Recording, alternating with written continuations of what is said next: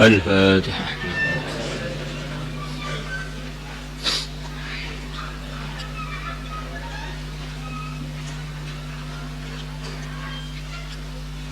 بسم الله الرحمن الرحيم.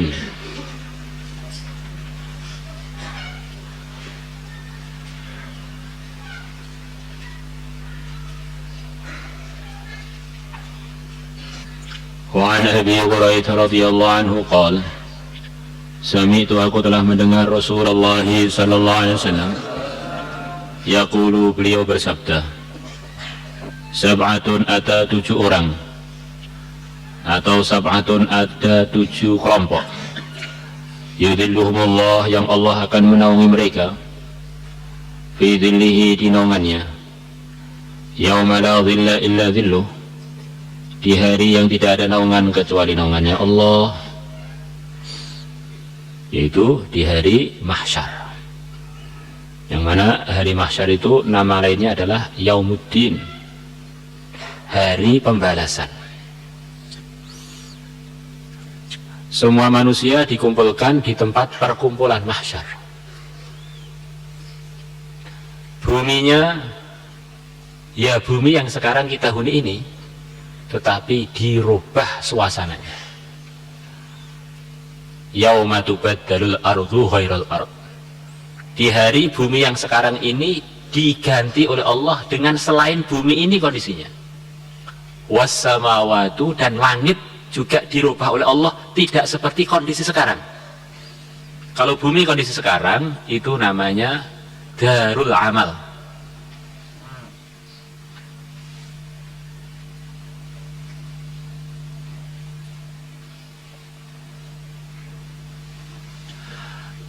Tempat amal, bukan tempat pembalasan.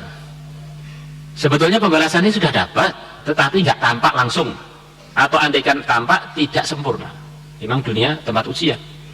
Kita baca subhanallah sekarang ini, sekarang juga langsung tumbuh satu pohon sempurna di surga sana. Hanya saja itu nggak kelihatan sekarang. Secara umum dunia ini tampaknya memang tempat kerja, nanti gajinya ngambilnya di akhirat.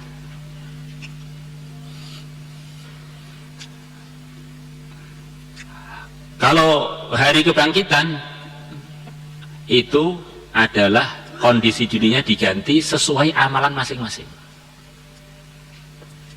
Kondisinya orang satu majelis bisa berbeda-beda kondisinya. Satu majelis di padang mahsyar, sebagian suka, sebagian duka, sebagian senang, sebagian sengsara. Seperti kondisi kita di majelis ini, sepertinya sama-sama duduknya, amalannya beda. Dan nanti pada hari kiamat gak bisa ditipu, itu tampak beda-beda. Ada yang munawwar, bersinar, wangi. Ada yang baunya bau yang tidak enak. Ada mukanya dirubah dengan muka yang menghinakan, rupanya begitu hina. Karena amalannya ketika diri di dunia sama-sama hidupnya di satu kampung, bahkan di satu kelas beda-beda, bahkan di satu masjid beda-beda. Yaumul jaza. Dan kondisi alam waktu itu disesuaikan dengan amalannya per pribadi masing-masing. Kalau kita sekarang di sini ini, kalau kondisinya panas, kepanasan semua, kondisinya dingin, dingin. Sekarang enggak. Sebagian kedinginan, sebagian sangat enjoy, enak, sebagian sangat-sangat menderita. Sebagian yang dosanya dikit, tenggelam di keringatnya sampai mata kaki. Di masjid yang sama, sama-sama pada masa. Sebagian dosanya lebih banyak, tenggelam di keringatnya sampai lutut. Ada dosanya begitu banyak, guys, sampai dia tenggelam di keringatnya. Seperti kita duduk di sini, ada yang wali, ada yang belum, ada yang takwa, ada yang baru belajar, bahkan ada yang bolosan. Kebetulan aja hari ini pas ada di sini. Beda-beda. Nanti pada waktu yaumul jaza, maliki yaumiddin, yang memiliki, yang menguasai hari pembalasan, itu nanti beda-beda. Sampai mataharinya pun berbeda-beda. Untuk yang ini panas, untuk yang ini ternaungi, untuk yang ini begitu. Jadi di antara kondisi jaza, kondisi balasan pada 7 kelompok ini, di padang mahsyar yang sama adalah diberi naungan Allah di waktu orang selain mereka tidak dinaungi. Yaumul jaza. Katanya Imam Ghazali kurang lebihnya, kadang-kadang orang itu mikir, masa sih Di kuburan, di mahsyar itu orang yang berdekatan, kondisinya beda-beda, satunya senang, satunya susah, mana mungkin itu? Coba kamu renung, di dunia pun sering terjadi begitu itu. Kamu sama-sama duduk, satunya bayangkan hari Kamis walimah. Satunya yang duduk di sampingnya, sama-sama di sampingnya cemberut. Karena ternyata lamarannya ditolak hari Kamis itu jadi hari penderitaan. Jadi hari Kamis jadi penderitaan. Contohnya begitu. Ada sama-sama satu kamar, sama-sama tidur, sama-sama mimpinya. Orang lihat dari luar, oh doain. Ternyata satu mimpi jadi pengantin baru, satunya mimpi di Uber polisi terus digigit. Ya kurang lebih kondisi mahsyar begitu itu. Di dunia ini sudah ada gambaran-gambaran begitu itu.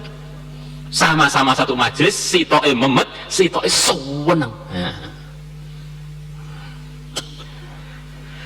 Imamun adilun pertama adalah imam yang adil, pimpinan yang berbuat keadilan.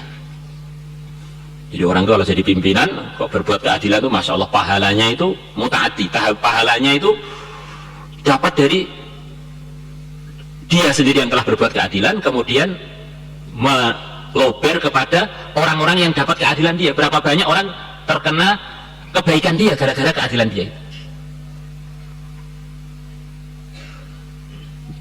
Nah, imam itu saja ada imam minimal, imam sedengan, imam sampai yang di bawahnya sekian banyak orang. Imam yang paling minimal kita ini imam badan kita masing-masing. Kullukum ra'in wa kullukum mas'ulun an ra'iyati. Minimal-minimalnya kita ini adalah imamnya badan kita. Andai kan di dunia ini hanya ada kita saja, seperti zaman Nabi Adam, ya tetap saja kita ini imam atau khalifah.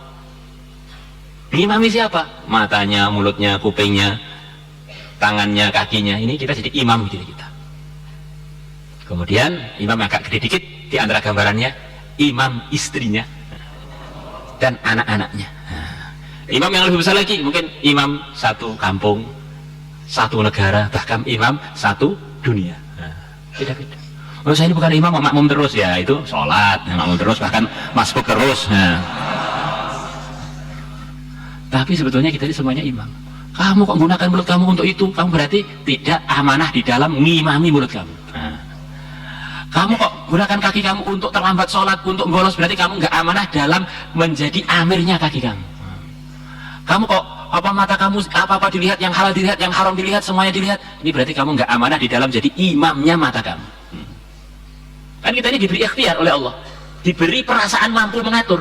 Lah perasaan itu akan ada hisabnya. Kita mau menjamkan mata, ya perasaan kita bisa buka mata. Walaupun hakikatnya sebetulnya nggak mampu sih, tapi perasaan itulah yang akan dihisab dari kita. Namanya kita mukallaf, orang yang memang masih waras. Waras itu apa? Ya punya perasaan, bisa begini, bisa begitu. Maka kalau orang sudah gila, nggak bisa ngontrol perasaannya, sudah nggak ada kewajiban untuk amal agama.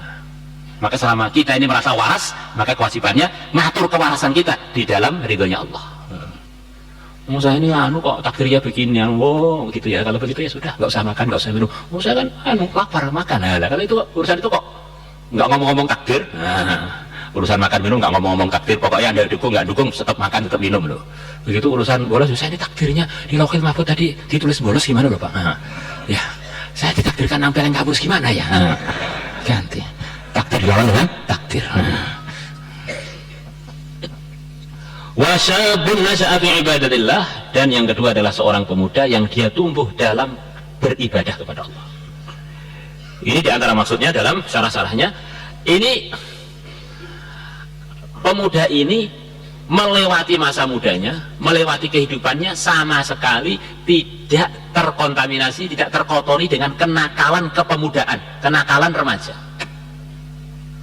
Anggap saja diantara contohnya, kalian datang dari rumah selepas SD, ya rata-rata umumnya orang SD kan belum nakal, atau belum kebayang mau nakal. Kemudian masuk pondok, di pondok lurus sampai tahasus, masya Allah. Lepas tahasus ngajar, lepas ngajar nikah, lepas nikah ketemu Israel, sampai kuburan. Jadi ini termasuk gambarannya rojulun nasya'a fi ibadatillah begitu itu. Jadi rentetan hidupnya itu sama sekali nggak ada kenakalannya. Maka setan nggak suka kok santri mondok mulai umur SD, lepas SD mondok sampai selesai nggak suka. Disimbolos saja, mondok merugikan. Disiplin untuk apa? Masa pemuda nggak pernah merasakan kenakalan? Nikmatnya nakal waktu muda itu. Akhirnya tercopot dari rajulun nasya'a fi ibadatillah. Maka yang berkemungkinan untuk mendapatkan ini ya semua santri yang tertib dapat ini. Kalau di luar pesantren nggak, agak sulit, gambarannya sebenarnya agak sulit gitu.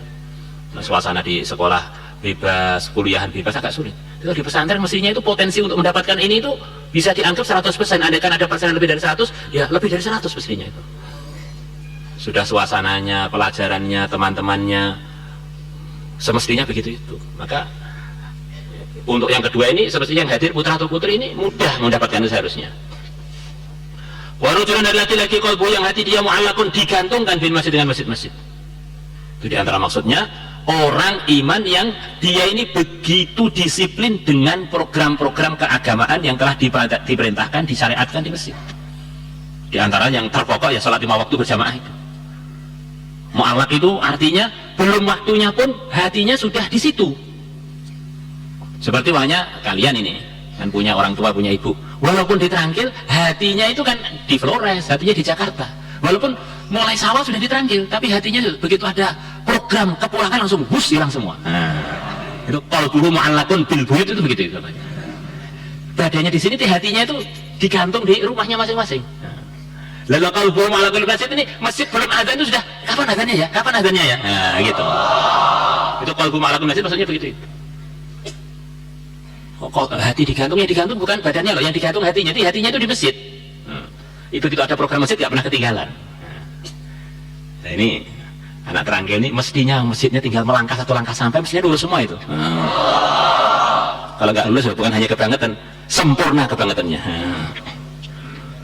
Wa rajulani tahabba fillah ijtama'a ala dzalika wa tafarraqa alaihi. Ini penting, banyak yang mengartikan ini kurang tepat. Ini babnya al-liqa ma'al mahabbah wal firaq ma'al mahabbah. Ini babnya bukan ketemu karena Allah, berpisah karena Allah. Ini babnya bukan itu. Babnya ketemu sama-sama mencintai karena Allah, ketika berpisah, berpisahnya disertai kerinduan pengen ketemu lagi. Gambarannya al-liqa ma'al hub wal firaq ma'al hub alal hub, itu contohnya pengantin baru. Contohnya pengantin baru ketemu dengan suaminya begitu romantis, suaminya pergi ke masjid loh, pengen ketemu kapan ya selesai program masjid cepat pulang saya. Itu contohnya, itu begitu itu. Nah ini diantara tanda iman benar itu kalau orang dengan teman muslimnya itu begitu rindu itu. Maka diceritakan para sahabat begitu selepas sholat jamaah subuh pulang ke masing-masing untuk ngurusi macam-macam rumah, mereka kangen kapan ya ketemu dengan teman-teman lagi di masjid. Begitu selepas selesai isya tidur tuh sering kebangun. Kapan subuhnya saya pengen cepat ketemu lagi teman-teman di masjid. Nah ini banyak diartikan yang akan kita baca ini dengan al-hub fillah wal bughdu fillah, itu keliru. Al-liqa alal hub wal firaq alal hub. Ala itu di atas, al-liqa ala ketemu di atas kecintaan, berpisah di atas kecintaan.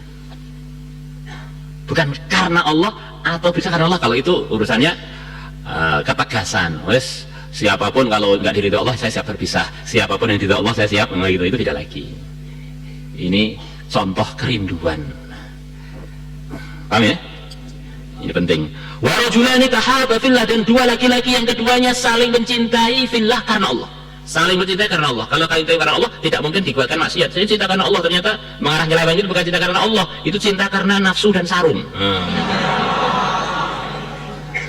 Ijtama'a ala dzalik, keduanya berkumpul ala dzalika di atas hub fillah, wa tafarraqa alaihi, dan keduanya berpisah alaihi di atas hub fillah. Maka gambarannya yang telah diterangkan tadi. Paham ya? Kalau ada yang terangkan selain itu harus diluruskan. Memang itu banyak kekeliruan dalam artikan ini. Walakun, dan yang seterusnya adalah seorang laki-laki. Da'adhum ra'atun dzatu mansibin wa jamal, yang mengajak dia untuk berbuat maksiat seorang wanita. Dzatu mansibin, yang wanita tadi mempunyai posisi yang kuat, anaknya pejabat atau anaknya bos, orang yang kira-kira kalau dia berbuat pelanggaran pun nggak ada yang berani ngurus. Anaknya siapa, raja atau anaknya pendekar siapa, ngajak dia untuk ngeluyur. ngajak dia untuk maksiat. Terus wajamalin, bukan sekedar dia punya posisi kuat, memang dia cantik. Ini ada dua penguat untuk berbuat maksiat. Pertama, cantik, memang itu menarik. Kedua, nggak ada yang ngurus nanti. Nah, tapi di situ itu tampak mutiara iman dia. Inni akhafullah.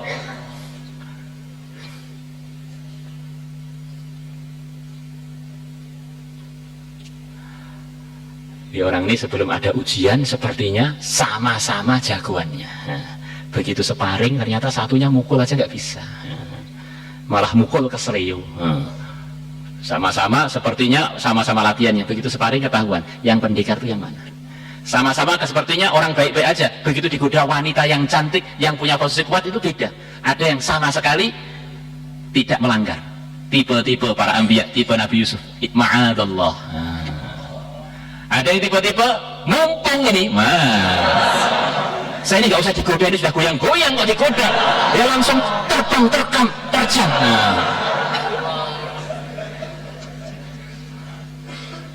Pokoknya maka dia mengatakan, inni akhafullah, sesungguhnya aku takut kepada Allah. Warajulun, dan seterusnya adalah seorang laki-laki, tasaddaqa bi sadaqatin fa akhfaha, yang dia bersedekah dengan sebuah sedekah fa akhfaha, kemudian dia menyembunyikan sedekah itu. Tidak pengen sedekahnya diketahui oleh siapapun, saking menyembunyikannya. Hatta la ta'lama shimaluhu ma tunfiqu yaminuhu, sehingga tangan kiri dia tidak tahu apa yang diinfakkan oleh tangan kanan dia. Begitu tersembunyinya sedekah dia tadi diungkapkan, sampai tangan kiri dia sendiri lo nggak tahu. Masya Allah. Apalagi orang lain yang badan dia aja bagian kiri lo nggak tahu. Ini diantara maksudnya bagaimana kita ini punya amalan, diantaranya amalan sedekah yang memang murni karena Allah, tidak pengen siapapun tahu. Bahkan andaikan tangan kanan dan tangan kiri itu dianggap berpisah dengan badan kita, tangan kiri pun nggak tahu apa yang diinfakkan oleh tangan kanan kita, begitu tersembunyinya. Kadang-kadang kita ini sedekah belum pernah yang begitu itu, biar antara saya dengan Allah saja. Ini bukan berarti sedekah yang jahriyah, sedekah yang terang-terangan nggak ada pahalanya, karena sedekah yang terang-terangan itu juga bagian dari syiar untuk menyemangati yang lain-lain. Semuanya, dua-duanya dipuji oleh Allah. In tubdus shadaqati fa ni'mahi. Fa ni'mahi ya. Kalau kalian sedekah dengan terang-terangan, maka itu adalah sebaik-baiknya perkara. Wa in tukhfuha, dan kalau kalian sedekah sembunyi-sembunyi, kalian sembunyikan, wa tu'tuhal fuqara, dan kalian berikan kepada orang-orang fakir, fa huwa khairul lakum, itu adalah lebih baik bagi kalian.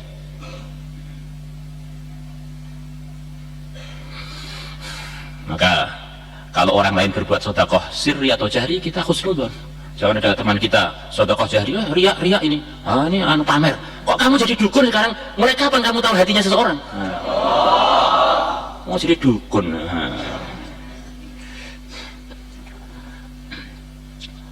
Warajulun, dan seorang laki-laki, dzakarallah khalian, yang dia mengingati Allah khalian, sendirian. Sudah ceritakan kemarin, kita ini siapa toh? Kita ini adalah kita, ketika sendirian itulah kita. Kalau sebelum sendirian, kita ini sering buat drama, drakor, drama Korea.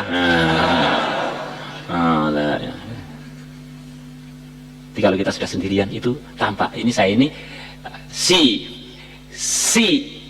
ahli ibadah apa si setan gitu. Fafadat ainah, kemudian kedua matanya mengalirkan air mata, nangis ketika sendirian.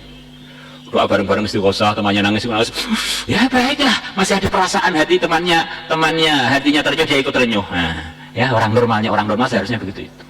Tetapi kalau sendirian nangisi dirinya, wah ini kayak beda. Saya sendirian Pak, tapi nangisnya untuk buantar di juru kamar. Biar semua kamar tahu ini sendirian kalian, halah. Itu drama lagi.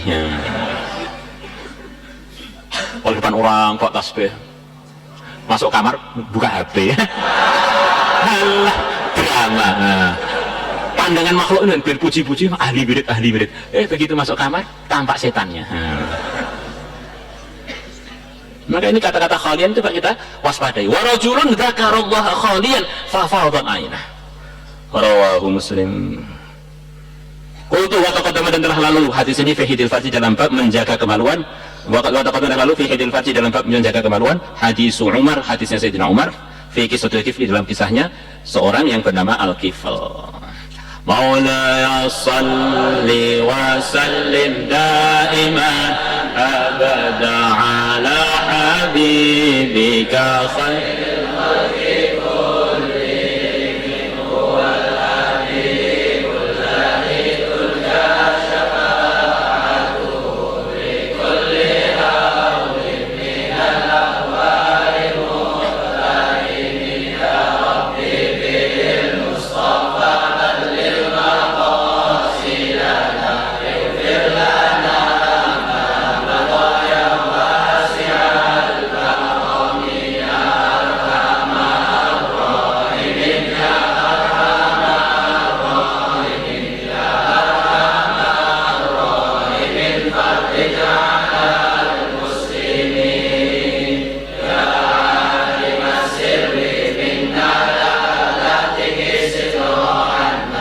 وعافنا واعف عنا